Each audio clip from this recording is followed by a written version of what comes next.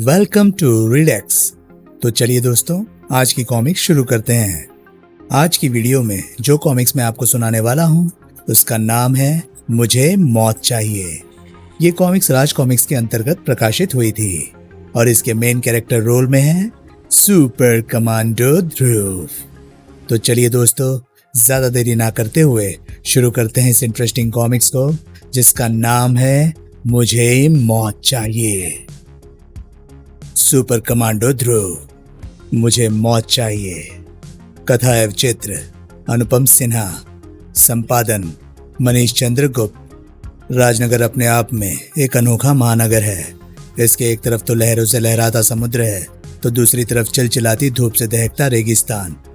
इस रेगिस्तान के ऊपर जब सूरज चमकता है तो दूर दूर तक कोई भी जीव जंतु दिखाई नहीं पड़ता है, क्योंकि इस धूप को तो पत्थर भी सह नहीं पाते हैं। लेकिन फिर भी इस कड़कती हुई धूप में एक बूढ़ा आदमी तपती हुई रेत पर पैरों के निशान छोड़ता हुआ राजनगर की तरफ बढ़ रहा था। और राजनगर में एसएसपी साहब शहर में घट रही आतंकवादी घटनाओं से चिंतित थे। हम जानते हैं ध्रुव कि ये वारदातें कौन कर रहा है, लेकिन हम उनको पकड़ नहीं पा रहे हैं। ऐसा क्यों है सर? क्योंकि ये खतरनाक हत्यारे इस शहर में कहाँ छिपे हुए हैं ये हम नहीं जानते हैं, और ये इतनी शीघ्रता से आतंकवादी हरकतें करके भागते हैं कि इनका पीछा कर पाना बहुत मुश्किल होता है। इसका पता लगाने की जिम्मेदारी मैं लेता हूं सर। जल्दी ही वे आतंकवादी आपकी गिरफ्त में होंगे। और लगभग उसी वक्त शहर के एक व्यस्त बाजार से गुजरती एक तेज वैन जरा धीमी हुई और उसमें से एक शक्तिशाली हथगोला उछलकर सड़क पर आ गिरा। ये तो बम है, भागो! ये जरूर उन आतंकवादियों का ही काम है। हे ईश्वर, अब तू ही रक्षा करना। सभी अपनी जान बचाने के लिए बम से दूर भागे। पूरे बाजार में भगदड़ मच गई, लेकिन भीड़ होने के कारण भागने का रास्ता भी नहीं था। ऐसे में एक बूढ़ा आदमी जिसके कपड़ों से रेत जैसे चू रही थी बम की तरफ बढ़ा और उसने बम को उठा लिया। अरे पागल हो गए हो क्या? ये बम फटने वाला है, तुम्हारे चीथड़े उड़ जाएंगे। मेरे चीथड़े उड़ जाएंगे? काश इसकी बात सच होती, लेकिन मैं इस बम को ऐसे फटने नहीं दूंगा, वरना कई जानें चली जाएंगी और मैं ये नहीं चाहता कि मेरे अलावा और कोई भी मरे। वो बूढ़ा बम को उठाकर भीड़ से दूर दौड़ा और हथकड़े को अपने ही शरीर के नीचे दबाकर लेट गया। अगले ही क्षण बम फट गया, धड़ाम! लेकिन शरीर के नीचे दबा होने के कारण धमाके का असर दूर तक नहीं हुआ। ये तो बेहोश हो गया। हाँ, लेकिन आश्चर्य है, इसके शरीर पर तो कहीं खरोंच तक नहीं आई है। फिर भी इसको अस्पताल तो पहुंचाना ही होगा। इसने अपनी जान देकर हमारी जान बचाई है। आतंकवादी भी ये दृश्य देख रहे थे। देखा जग्गा, हमारे कम से कम 50,000 रुपए पानी में चले गए। हाँ यार, हमको इस बम से मरने वाले हर आदमी पर 5,000 रुपए मिलते और कम से कम 10 तो मरते ही मरते। लेकिन इस कमीने बुढ़ऊ ने हमारी स्कीम चौपट कर दी। सबसे पहले इसी को ठिकाने लगाना पड़ेगा। लेकिन भीड़ तो उसे अस्पताल ले जा रही है। उस एम्बुलेंस के पीछे चलो। इस घटना की सूचना ध्रुव तक भी पहुंच गई थी और वो उस बूढ़े से मिलने अस्पताल तक आ पहुंचा था। उसका शरीर ऊपर से तो बिल्कुल ठीक है ध्रुव, लेकिन उसकी अंदरूनी चोट कितनी आई है ये तो उसके होश में आने पर ही पता चलेगा। ओह, उस भीड़ में वही एक ऐसा आदमी था जो भयभीत नहीं था। उसने जरूर उन आतंकवादियों को देखा होगा। मेरा उससे मिलना बहुत जरूरी है। आई एम सॉरी, वैसे भी वो अभी होश में नहीं है। हम उस पर पूरी वॉच रखे हुए हैं ध्रुव। उसके होश में आ जाने के बाद ही कुछ कहा जा सकता है कि वो बचेगा या नहीं। वैसे मुझे उम्मीद कम है। सुना हीरा, अभी हम इसके अपने आप मरने का इंतजार करते हैं। कम से कम 5,000 तो मिलेंगे ना। एक आश्चर्य की बात और है ध्रुव, बम के धमाके से उस बूढ़े की खाल इतनी सख्त हो गई है कि जब हम उसे इंजेक्शन लगाने लगे तो सुई ही टूट गई। लेकिन ऐसा कैसे हुआ ये तो शायद कोई वैज्ञानिक भी नहीं बता पाएगा। लेकिन ऊपर इमरजेंसी वार्ड में भर्ती उस बूढ़े को धीरे धीरे होश आ रहा था और जैसे ही सुबह की सफेदी आसमान पर छानी शुरू हुई वो बिस्तर से उठकर बैठ गया। उसके कपड़े सामने ही टंगे थे। उसने कोट के अस्तर के अंदर से कुछ निकाला, फिर वो चुपचाप बाहर निकला। चारों तरफ सन्नाटा था। वो सधे हुए कदमों से रिसेप्शन पर पहुंचा। उसने सोती हुई रिसेप्शनिस्ट के खुले हाथ में कुछ रखा और बाहर के दरवाजे की ओर बढ़ गया। ये क्या? ये तो वही बुड्ढा है। अरे हीरा, उठ! क्या आफत आ गई बे? उधर देख, कहीं मैं सपना तो नहीं देख रहा हूँ? नहीं, ये तो वही बुड्ढा है जग्गा। लेकिन ये रातों रात ठीक कैसे हो गया? यानी हमारे 5,000 भी गए? अरे नहीं, इसको उतनी चोट नहीं लगी होगी जितनी हम समझ रहे थे, पर इसको अपने मामले में टांग अड़ाने के लिए सबक तो सिखाना ही पड़ेगा। आओ। और इसके कुछ मिनटों के बाद ही ध्रुव भी अस्पताल आ पहुंचा। डॉक्टर साहब, उस बूढ़े मरीज के क्या हाल है? आओ देखते हैं। अभी थोड़ी देर पहले तक तो वो बेहोश ही था। अरे, ये रिसेप्शनिस्ट तो सो रही है, और इसके हाथ में ये सोने का सिक्का और चिट कैसी रखी है? इस पर तो लिखा है रूम नंबर 107 का पेशेंट। ये तो उसी बूढ़े के कमरे का नंबर है। आखिर ये चक्कर क्या है? डॉक्टर, 107 का पेशेंट अपने कमरे में नहीं है। असंभव, वो मरीज चलना तो दूर, हिलने की हालत में भी नहीं है। एक असंभव चीज और देखिए, ये खरे सोने का सिक्का लगभग 300 साल पुराना है, और वो मरीज ऐसे दुर्लभ सिक्के से अपना बिल अदा कर रहा है। लगता है कि कोई उसका अपहरण करके ले गया है। अगर ऐसा है तो वे लोग अभी ज्यादा दूर नहीं गए होंगे। मैं अभी उनको पकड़ता हूँ। उधर दोनों आतंकवादी अपने शिकार को घेर चुके थे। क्या चाहते हो तुम लोग? ओह, तुम दोनों तो वही हो जिन्होंने भीड़ पर बम फेंका था। बड़ी तेज नजर है बुड्ढे की जग्गा। लगता है तुम दोनों मुझे मारना चाहते हो, है ना? दिमाग भी तेज है बुड्ढे का जग्गा, तो कोशिश करो मुझे मारने की। हीरा का चेहरा एकदम से कठोर हो गया। मारना तो पड़ेगा ही बुढ़ो, विदेशी सरकार हमें फ्री के पैसे नहीं देती है। खच। और इस बार जग्गा के चेहरे पर आश्चर्य तथा भय के भाव उभर आए, क्योंकि चाकू का स्टील का मजबूत फल बुरी तरह से मुड़ गया था। और ठीक इसी वक्त ध्रुव भी वहां पहुंच गया था। ये तो वही वृद्ध लगता है, और उसके साथ 2 आदमी भी खड़े हैं। लेकिन ये दोनों उस पर हमला क्यों कर रहे हैं? इसका मतलब है कि ये जरूर वे ही आतंकवादी होंगे, और ये उस बूढ़े को जान से मारना चाहते हैं। जग्गा, ध्रुव। पलक झपकते एक आतंकवादी ने अपना शॉल उतार फेंका। घबरा मत हीरा, आज इसकी मौत इसको यहाँ पर खींच लाई है। और उसकी उंगली शॉल के अंदर छिपी स्टैन गन के ट्रिगर पर दब गई। ऑटोमेटिक स्टैन गन से गोलियों की बौछार ध्रुव की तरफ लपकी। तड़ तड़ तड़ तड़ तड़ तड़। लेकिन वे गोलियां ध्रुव तक नहीं पहुंच पाई। आतंकवादियों को दूसरा मौका नहीं मिला। धाड़। किस्मत ने आज ध्रुव को यह सुनहरा मौका दिया था। धड़ाक। और आतंकवादियों को भागने का अवसर देकर वो ये मौका गंवाना नहीं चाहता था। लेकिन उस पूरे समय में किसी का भी ध्यान उस बूढ़े की तरफ नहीं था। अब तक वो इस सारा माजरा खामोशी से देख रहा था। लेकिन फिर न जाने क्यों उसने जमीन पर पड़ी स्टैन गन को उठाकर ध्रुव की तरफ तान दिया। इस बार चूंकि ध्रुव का ध्यान दूसरी तरफ था, इसलिए वो गोलियों से बच नहीं पाया। आह! एक गोली ध्रुव की बांह से रगड़ खाती हुई निकली, और वो चीख कर नीचे गिर पड़ा। आओ भागो! आतंकवादी खुद आश्चर्यचकित थे। आज उनके शिकार ने ही उनको बचाया था। लेकिन सवाल जवाब का वक्त नहीं था। वे वैन में बैठकर भागे। अब मैं इनको भागने से नहीं रोक सकता। लेकिन इस बूढ़े ने मुझ पर हमला क्यों किया? मैं तो इसी को बचा रहा था, और ये चाकू टेढ़ा कैसे हो गया? और फिर अस्पताल में। तुम्हारे सवालों का तो और छोर ही समझ में नहीं आ रहा है ध्रुव। ऐसा आदमी कौन हो सकता है जिस पर बम का भी असर ना हो, और जिसके शरीर से लगकर चाकू भी टेढ़ा हो जाए? मुझे तो लगता है कि उस बूढ़े का आतंकवादियों से सीधा संबंध है। ये सारा घटनाक्रम उनकी आपसी लड़ाई का नतीजा था। ध्रुव शांत रहा। वो कुछ सोच रहा था। डॉक्टर साहब, उस बूढ़े के वे कपड़े कहाँ हैं जिनको उसने अस्पताल में लाए जाते समय पहन रखा था? यहीं पर है। क्या तुम समझते हो कि वो इन चीथड़ों को लेने आएगा? ये रहे उसके पैंट और कोट। कमीज और बाकी कपड़े रखने की हालत में नहीं थे। कोई बात नहीं डॉक्टर साहब, मेरा काम शायद कोट पैंट से ही हो जाए। और शीघ्र ही ध्रुव ने बूढ़े के कपड़ों की जांच पड़ताल कर डाली। इनकी जेबों में तो कुछ नहीं है सिवाय धूल और रेत। रेत? इस पैंट के पायचों में भी रेत भरी है, रेगिस्तान की रेत। ध्रुव का दिमाग तेजी से काम करने लगा। पायचों में रेत, यानी ये बूढ़ा रेगिस्तान से पैदल चलकर यहाँ तक आया है। पर इस रेत के रंग में तो थोड़ी सी लाली है, और ऐसी खास रेत तो रेगिस्तान के सिर्फ उत्तरी छोर पर मिलती है। और जब ध्रुव अस्पताल से बाहर आया तो उसका इरादा बदल चुका था। आतंकवादियों को तो मैं पकड़ ही लूंगा। इस वक्त मुझे आतंकवादियों से ज्यादा दिलचस्पी उस बूढ़े में है। लेकिन दूसरी तरफ आतंकवादियों के गुप्त अड्डे पर तो ये माजरा है। लेकिन तुमने हमारे आदमियों की मदद क्यों की? इन्होंने तो तुम्हारी जान लेने की कोशिश की थी ना। मैंने तुम्हारे आदमियों की मदद इसलिए की क्योंकि इन लोगों ने मेरी जान लेने की कोशिश की थी। दरअसल मुझे मौत चाहिए। मौत चाहिए? तो इसमें मुश्किल क्या है? जाकर रेल की पटरी पर लेट जाओ, पहाड़ से छलांग लगा दो। कनपट्टी पर गोली मार लो। ये सब मैं कर चुका हूं। ये सब तुम कर चुके हो और फिर भी जिंदा हो? सठिया गए हो क्या बुढ़ऊ? अगर मैं सच बोलूंगा तो तुम सठिया जाओगे। और चाकू तो तुमने मुझे मारा ही था, वही चाकू जिसका फल टेढ़ा हो गया था। हाँ, लेकिन वो कैसे? ये सोचकर तुम अपने दिमाग को कष्ट मत दो।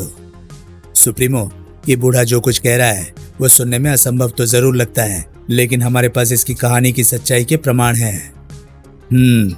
हमको आप पर यकीन है बुजुर्गवार, लेकिन हमारे पास ऐसा कोई तरीका नहीं है जिससे हम आपकी इच्छा पूरी कर सकें। आपकी मृत्यु का रास्ता केवल एक ही व्यक्ति निकाल सकता है, और वो व्यक्ति है सुपर कमांडो ध्रुव। ये कौन है? वही लड़का जिस पर आपने स्टैन गन से गोलियां चलाई थी, लेकिन इसके लिए आपको उसे जान से मारने की पूरी कोशिश करनी पड़ेगी, ताकि वो भी आपको खत्म करने के लिए कोई कसर ना उठा रखे। वो इस वक्त कहाँ है, इसका पता मेरे आदमी आपको बता देंगे। इसी समय ध्रुव रेगिस्तान के उत्तर की तरफ बढ़ रहा था। यही 1 वर्ग किलोमीटर का इलाका लाल रेत वाला है। वो रहस्यमय बूढ़ा जरूर यहीं कहीं से आया होगा, लेकिन कहाँ से और कितनी दूर तक? यहाँ से तो दूर दूर तक केवल रेत नहीं, वो रहा रेगिस्तान के अंत में एक महलनुमा मकान। वो बूढ़ा जरूर यहीं से आया होगा। कुछ देर बाद ही ध्रुव उस प्रभावशाली इमारत के प्रांगण में खड़ा था। ये इमारत तो मुगल काल की लगती है, पर इसमें जरूर कोई अब भी रहता है, वरना ये महल अब तक खंडहर में तब्दील हो गया होता। इस पत्थर पर उर्दू में किसी का नाम भी लिखा है, लेकिन उसके शुरुआत के अक्षर मिट गए हैं। सिर्फ रूह पढ़ने में आ रहा है। इसमें रहने वाले का नाम जरूर मजरूह या ऐसा ही कुछ होगा, लेकिन मैं तो उसको रूह ही कहूँगा। इतने पुराने मकान में तो कोई रूह ही रहती होगी। खैर, यहाँ खड़े रहने से कुछ नहीं होगा। अगर यहाँ से कोई जानकारी मिलनी है तो वो इस इमारत के अंदर से ही मिलेगी। ध्रुव ने इमारत के अंदर कदम रखा और वो आश्चर्यचकित रह गया। वाह, क्या आलीशान महल है! ये जरूर उसी बूढ़े रूह का महल है। दीवारों पर टंगी उसके पूर्वजों की तस्वीरों की शक्लें भी बूढ़े से काफी कुछ मिल रही हैं। यानी मैं सही स्थान पर पहुंच गया हूं। लेकिन यहाँ तो कोई भी नहीं। ओह!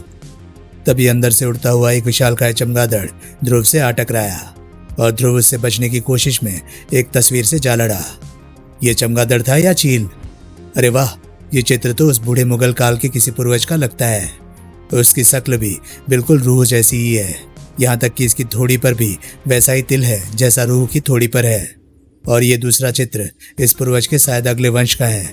तब तक शायद अंग्रेज भी काफी फैल गए थे, लेकिन इसकी थोड़ी पर भी वैसा ही तिल है, यानी। और तभी ध्रुव के दिमाग में एक आश्चर्यजनक विचार कौंधा। यानी ये सब एक ही आदमी की तस्वीरें हैं। 3 आदमियों की शक्लें तो एक जैसी हो सकती हैं, लेकिन तीनों की एक ही जगह पर तिल नहीं हो सकता। आखिर ये चक्कर क्या है? ये वो चक्कर है ध्रुव जिसमें मैं पिछले 300 सालों से घूम रहा हूं। तुम? हाँ, तुम सही समझे। ये सारी तस्वीरें मेरे पूर्वजों की नहीं, मेरी ही है। ओह, तो मैं धोखा खा गया। मुझे ये तस्वीरें देखने में 250-300 साल पुरानी लगी। ठीक लगी। ये पहली तस्वीर मैंने तब बनवाई थी जब मैं औरंगजेब की बड़ी अदालत का काजी था, यानी मुख्य न्यायाधीश। औरंगजेब? लेकिन वो तो कई सौ साल पहले। कई सौ नहीं, सिर्फ 300 साल पहले। इतने साल बीत गए हैं कि अब तो मुझको अपना नाम भी याद नहीं है। वैसे मुझको तुम्हारे द्वारा दिया गया नाम रूह पसंद आया, लेकिन मुझको इतना याद है कि वो जमाना फकीरों, सूफी और संतों का जमाना था। ये लोग उस वक्त तादाद में इतने ज्यादा बढ़ गए थे कि असली और भिखारी में फर्क करना भी मुश्किल था। और फिर मैं भी अपने काजी होने के नशे में चूर रहता था। एक रात बादशाह सलामत के महल से दावत खाकर लौटते लौटते रात का दूसरा पहर भी बीत गया था। मैं थका हुआ भी था। बिस्तर पर लेटते ही मुझे नींद आ गई, लेकिन थोड़ी देर में सुबह हो गई और एक फकीर मेरी खिड़की के नीचे से गाता हुआ गुजरा। मेरी नींद टूट गई। गुस्से के मारे मेरे दिमाग ने काम करना बंद कर दिया। मैं चिल्लाया, सिपाहियों, इस नामुराद को पकड़कर मेरे सामने लाओ। जो हुक्म काजी सरकार। थोड़ी देर में मेरे सिपाही उस फकीर को पकड़कर मेरे सामने ले आए। क्यों रे भिखारी, इतनी जोर से क्यों गा रहा था? पता है, तेरे गाने से हमारी नींद टूट गई। तो इसमें क्रोध कैसा बंदे? सुबह का वक्त तो जागने का ही होता है। उसके जवाब ने मेरे गुस्से को और भड़का दिया। जबान लड़ाता है बदबख्त, इसकी गर्दन धड़ से जुदा कर दी जाए। पर मेरा कसूर क्या है? तेरा कसूर यह है कि तूने हमारी नींद में खलल डालने की जरूरत की। तू काजी है, इसलिए तू समझता है कि जिंदगी और मौत का फैसला तू ही करता है। तू समझता है कि मौत सबसे बड़ी सजा है। लेकिन जा, आज से मैं तुझे जिंदगी की सजा देता हूँ। जाकर जी, और तब तक जीता रहे जब तक तुझ में इंसानियत ना आ जाए। जिस दिन तू सच्चे दिल से किसी पर इंसानियत लुटाएगा, तुझे इस जिंदगी के नर्क से छुटकारा मिल जाएगा। सिपाहियों, सुन क्या रहे हो? हमारे हुक्म की तामील हो। सिपाहियों की तलवारें उठी और उस फकीर का सिर जमीन पर आ गिरा। उस वक्त मैंने फकीर के श्राप को गंभीरता से नहीं लिया, लेकिन समय बीतने के साथ साथ फकीर का श्राप सच साबित होने लगा। मेरे सारे सगे संबंधी और दोस्त एक एक करके चल बसे। मेरा मन भी दुनिया से उचाट हो गया। मैं अपनी मौत की प्रतीक्षा करने लगा, लेकिन मुझे मौत नहीं आई। कुछ साल बाद लोगों को मुझ पर शक होने लगा। तब मैं ये देश छोड़कर ईरान चला गया और ये अफवाह फैला दी कि मैं वहां पर शादी करके एक लड़का होने के बाद मर गया। 50 साल बाद जब मैं वापस आया तो सबने यही समझा कि मैं अपना ही बेटा हूँ। ऐसा मैं हर 50 साल बाद करने लगा। धीरे धीरे यहाँ की आबादी उजड़ गई, हरियाली खत्म हो गई और यहाँ पर रेगिस्तान बन गया। इस दौरान मैंने मरने की हर संभव कोशिश की, लेकिन पोटेशियम साइनाइड जैसा जहर भी मुझ पर बेअसर रहा। अब तो मेरी खाल भी इतनी सख्त हो गई है कि गोलियां तक मुझ पर बेअसर है। और जिस बात से मैं भी आश्चर्यचकित हूँ वो ये है कि वक्त बीतने के साथ साथ मेरी शक्ति कम होने की बजाय बढ़ती ही जा रही है। श्रीमान रू, मैं ये नहीं कह रहा कि आप सच नहीं कह रहे हैं, लेकिन फिर भी आपकी बात पर यकीन करना मुश्किल है। और अगर ये सब सच है तो आप बम के धमाके से बेहोश कैसे हो गए थे? इस प्रश्न का उत्तर तो मुझे खुद नहीं पता। ऐसा मुझको पहले कभी नहीं हुआ। तो अब आप क्या चाहते हैं? मैं मौत चाहता हूँ, और मैं ये चाहता हूँ कि तुम मुझे किसी तरीके से मार डालो। परंतु मैंने तो आज तक किसी को भी जान से नहीं मारा है। लेकिन तुमको मुझे मारना होगा, वरना मैं तुमको मार डालूंगा। बूढ़ा सधे हुए कदमों से ध्रुव की तरफ बढ़ा और अगले ही पल ये स्पष्ट हो गया कि बूढ़ा मजाक नहीं कर रहा था। आह! दूसरी तरफ आतंकवादियों के अड्डे पर, शाबाश हीरा, तुमने जो ट्रांसमीटर बूढ़े पर चिपकाया था वो बहुत सही काम कर रहा है। आह!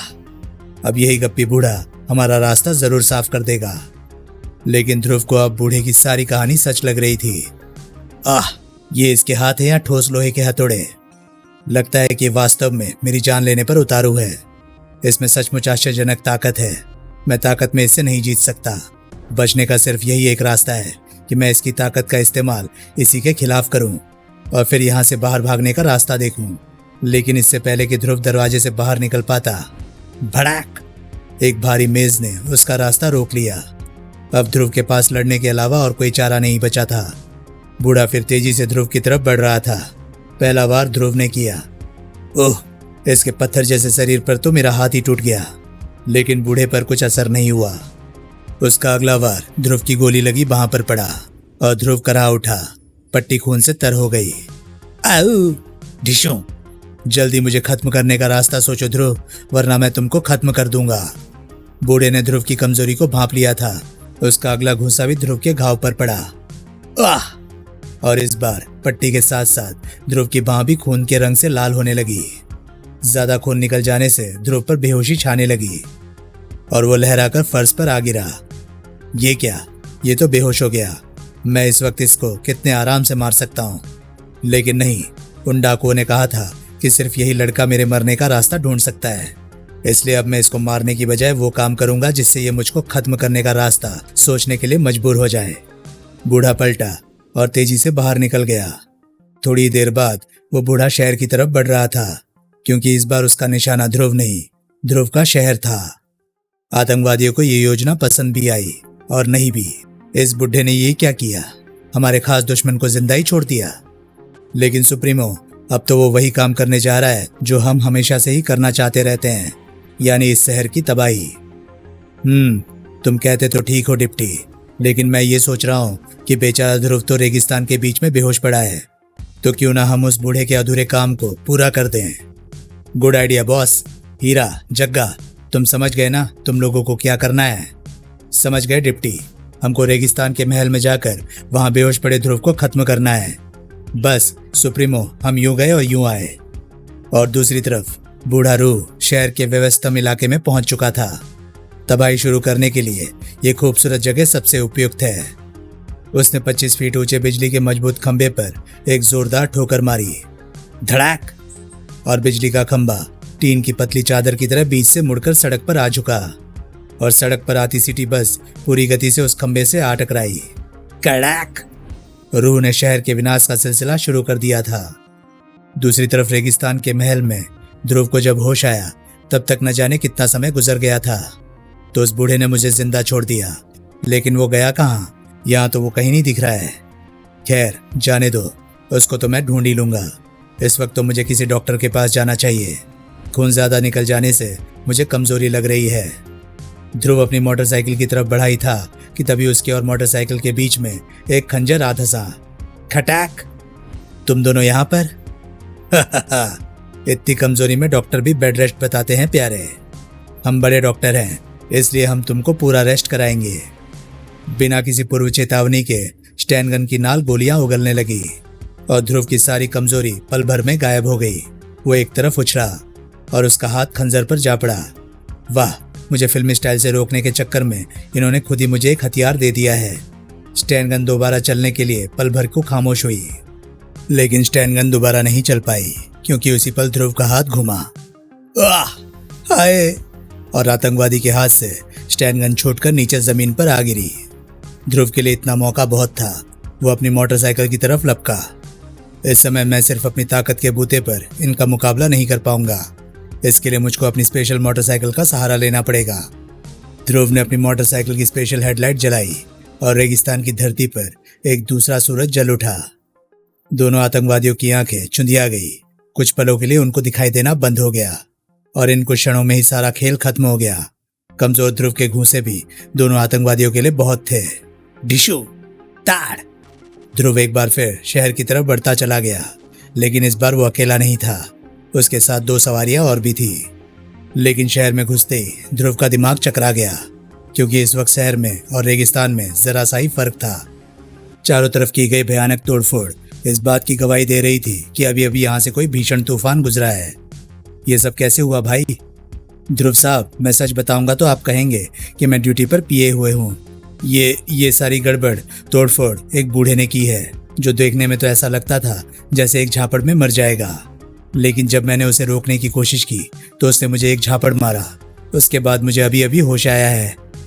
वो अपने एक झापड़ से शायद शेर को भी मार सकता है कांस्टेबल, इसलिए शर्म मत करो और मुझे ये बताओ कि वो बूढ़ा किधर गया है। वो शक्तिनगर की तरफ गया है ध्रुव साहब। तो तुम इन आतंकवादियों को संभालो, मैं उसे देखता हूँ। आतंकवादी? और वो भी 2-2? हमारे ध्रुव साहब भी बस कमाल है। दूसरी तरफ बूढ़ा रूह परेशान था। इतनी तबाही देखकर तो वो लड़का ध्रुव मुझे खत्म करने का कोई ना कोई रास्ता अवश्य निकाल लेगा, लेकिन वो अब तक आया क्यों नहीं? कहीं वो मर? नहीं, ऐसा नहीं हो सकता। शायद उसको यहाँ तक बुलाने के लिए इतनी तबाही काफी नहीं। वाह! धड़ाम! आहा, तो तुम आ गए। मैं आपसे ये प्रार्थना करने आया हूँ कि आप ये विनाश का विचार छोड़ दें और हमारे साथ बैठकर शांति से विचार विमर्श करें। इस तरह से आपकी समस्या का कोई ना कोई हल अवश्य निकल आएगा। तभी पूरा वातावरण टैंकों की गड़गड़ाहट से गूंज उठा। ध्रुव, हमने इस शैतान को खत्म करने के लिए सेना की मदद मांगी है। तुम बीच से हट जाओ। अच्छा, तो अब तुम लोग मुझ पर तोप चलाओगे? नहीं सर, इसको खत्म करना इस समस्या का हल नहीं है। हट जाओ ध्रुव, वरना ये मेरा तो कुछ नहीं बिगाड़ पाएंगे, लेकिन तुमको जरूर मार डालेंगे और तुम्हारे साथ ही मेरे मरने की उम्मीद भी खत्म हो जाएगी। फायर! बडैम! धड़ाम! टैंकों से 2 शक्तिशाली गोले बूढ़े के सीने पर आकर फटे। वो कुछ क्षणों के लिए जमीन पर आ गिरा, लेकिन वो फिर धीरे धीरे उठा। ओह, न जाने क्यों मुझ पर फिर वैसी ही बेहोशी छा गई थी, लेकिन इस बार असर कम देर तक रहा। अब मैं ठीक हूँ, लेकिन इन सैनिकों को यह समझाना ही पड़ेगा कि मुझ पर किसी भी तरह के हमले बेकार हैं। सर, हमला बेअसर रहा और अब वो बूढ़ा हमारी तरफ बढ़ रहा है। सभी बूढ़े की इस हरकत से हैरान थे। अब ये बूढ़ा रूह क्या करेगा? टैंकों को रोकना इतना आसान नहीं है। लेकिन अगले कुछ ही क्षणों में ध्रुव को अपने सवाल का जवाब मिल गया। आश्चर्यजनक, लेकिन टैंकों के हमले ने मुझे वो समाधान दे दिया है जिससे मैं रूह को शायद रोक सकूंगा। लेकिन इसके लिए मुझे रूह को फैक्ट्री एरिया की तरफ ले जाना पड़ेगा। ध्रुव, रुक जाओ, अब मुझसे बचकर भागना असंभव है। बिना मुझे मारे तुम यहाँ से नहीं जा सकते। मैं तुम्हारा पीछा दुनिया के अंत तक नहीं छोड़ूंगा और इस बार तुमको खत्म करके ही दम लूंगा। ठीक है रूह, क्योंकि अगर तुमने मेरा पीछा छोड़ दिया तो मेरी योजना चौपट हो जाएगी। दूसरी तरफ आतंकवादी अपने ट्रांसमीटर पर पूरा घटनाक्रम सुन रहे थे। ये ध्रुव यहाँ कैसे पहुंच गया? इसका मतलब है कि जग्गा और हीरा अपने काम में असफल रहे। अब तो इस काम के लिए मुझे खुद ही जाना होगा। तुम सब लोग अपने अपने हथियार लेकर तैयार हो जाओ। इस बार ये मौका हमारे हाथ से नहीं निकलना चाहिए। उधर ध्रुव बूढ़े को खींचता हुआ शहर से बाहर ले आया था। अपने प्लान के मुताबिक मैं इसको खां फैक्ट्री एरिया तक तो खींच लाया। अब देखना यह है कि मेरा प्लान काम करता है या नहीं। खां उफ, यहाँ पर कैसी अजीब अजीब सी गंध आ रही है। उधर ध्रुव के पीछे दौड़ता बूढ़ा अचानक रुक गया। ओह, मुझ पर फिर से बेहोशी छा रही है। ये महक कैसी है? लगता है कि मुझे इसी महक के कारण बेहोशी आ रही है। मैं इस गंदी सी बू की जड़ को खत्म कर दूंगा और वो जड़ ये इमारत है जहां से ये बू आ रही है। भागो, ये तो वही बूढ़ा है जिसके बारे में रेडियो से विशेष सूचना आ रही है। कटटटटाक। घबरा मत, न्यूज में साफ कहा गया है कि इसने अब तक किसी की जान नहीं ली है। बूढ़े को किसी की जान लेने में कोई दिलचस्पी थी भी नहीं। वो तो उस दम घोटने वाली महक के स्रोत को नष्ट करना चाहता था। रू तो उस फैक्ट्री में घुस गया, यानी अब मेरा काम और आसान हो गया है। टैंकों के हमले से ये साफ हो गया था कि रूह वायु प्रदूषण नहीं सह पाता है, क्योंकि ये आज से 300 साल पहले का मनुष्य है, जब वायु प्रदूषण ना के बराबर था। इसलिए ये सबसे पहले बम के धुएं से रात भर बेहोश रहा था। लेकिन धीरे धीरे ये वायु प्रदूषण का थोड़ा आदी हो गया होगा, क्योंकि टैंकों के हमले के कारण हुए धुएं ने इस पर ज्यादा असर नहीं किया। यही कारण है जिससे मैं रूह को फैक्ट्री एरिया में खींच लाया हूँ, जहाँ पर तो वायु प्रदूषण इतना ज्यादा है कि उसको हम लोग तक सह नहीं पाते। इधर ध्रुव अपने विचारों में खोया हुआ था और उधर रूह लगभग पूरी फैक्ट्री तबाह कर चुका था। कड़ाक! लेकिन बूढ़ा रूह यहीं पर गलती कर गया, क्योंकि वो गंध के स्रोत को खत्म करने के चक्कर में उस स्रोत के और पास आ गया था। उसका दम और तेजी से घुटने लगा और वो अपने होश खोकर एक बार फिर नीचे आ गिरा। ओह, बेहोश होते होते भी इसने पूरी फैक्ट्री तबाह कर दी है, लेकिन इस कीमत पर भी इसको पकड़ पाना सस्ता सौदा है। तभी जलती हुई फैक्ट्री के टूटे गेट से एक गाड़ी अंदर दाखिल हुई। वो रहा, ट्रांसमीटर के सिग्नलों ने हमको बिल्कुल सही जगह पर पहुंचा दिया। अब हम इससे जग्गा और हीरा की गिरफ्तारी का बदला लेंगे। जग्गा और हीरा, ये तो शायद उन आतंकवादियों के नाम है, यानी ये सब उनके ही साथी हैं। गोली मार दूं सुप्रीमो? नहीं, ये छोकरा इतनी आसान मौत के काबिल नहीं है। सबसे पहले इसको जग्गा और हीरा की कीमत चुकानी है, और वो कीमत इससे मेरे घूंसे वसूल करेंगे। लेकिन इस बीच अगर ये मुझ पर पलटवार करे तो इस पर बेझिझक गोली चला देना, और जब तक ये मेरे हाथों से अपनी हड्डियां तुड़वाता रहे तब तक खामोशी से तमाशा देखना। वाह, ये तो पक्का है कि मेरे पलट कर वार करते ही मुझ पर तनी बंदूकें मेरे शरीर को छलनी कर देंगी। धप! इसलिए मौका मिलने तक मार खाने के अलावा और कोई चारा नहीं है। ध्रुव जमीन पर आ गिरा, उसका बदन कांच के टूटे टुकड़ों पर आ गिरा, और ध्रुव ने इस मौके का भरपूर फायदा उठाया। उसने देखते ही देखते पैंतरा बदला और सुप्रीमो का शरीर एक मजबूत सिकंजे में कस गया। उसकी गर्दन पर एक टूटे कांच का धारदार टुकड़ा आ लगा। अपने आदमियों से कहो कि वे 5 सेकंड के अंदर अपने हथियार पानी की टंकी में फेंक दे, वरना फेंक दो। एक के बाद एक कई छपाके हुए और भारी भारी हथियार पानी के तल में बैठने लगे। छपाक छप छपाक। शाबाश, अब तुम सब अपनी जीप में चलकर बैठो और पुलिस के आने तक अच्छे बच्चों की तरह चुपचाप इंतजार करो। लेकिन फैक्ट्री की ध्वस्त हो चुकी इमारत से मलबा अब भी गिर रहा था। धड़ाक! अब तक कमजोरी लगने के बावजूद ध्रुव जोश में काम कर रहा था, लेकिन इस भयंकर चोट को वो सह नहीं पाया। हा, किस्मत हमारे साथ है डिप्टी, अब इसको भून डालो। लेकिन सुप्रीमो, सारी बंदूकें तो हमने पानी की टंकी में फेंक दी है। कोई बात नहीं, आदमी को मारने के 50 तरीके होते हैं। इस लौंडे को खंबे से बांध दो, और नाथू, तू जाकर गाड़ी से पेट्रोल का कनस्तर निकाल ला। देखते ही देखते सारा इंतजाम हो गया। अब सिर्फ एक चिंगारी की देर थी और ध्रुव के चारों तरफ से भयंकर लपटें भभक उठी। लेकिन अब तक फैक्ट्री का प्लांट जल चुका था और रसायनों की वो महक जिसने बूढ़े रूह को बेहोशी की कैद में जकड़ रखा था खत्म हो गई थी। अब रूह को होश आ रहा था। आंखें खुलते ही उसकी नजर जिस दृश्य पर पड़ी उसने रूह को क्रोधित कर दिया।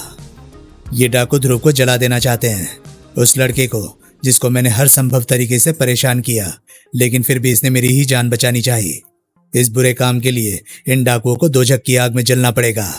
सुप्रीमो, लेकिन इससे पहले कि खुशी में डूबे आतंकवादी कुछ समझ पाते, पच फचैक, रूह का प्रचंड घूसा उन पर कहर बनकर टूट पड़ा।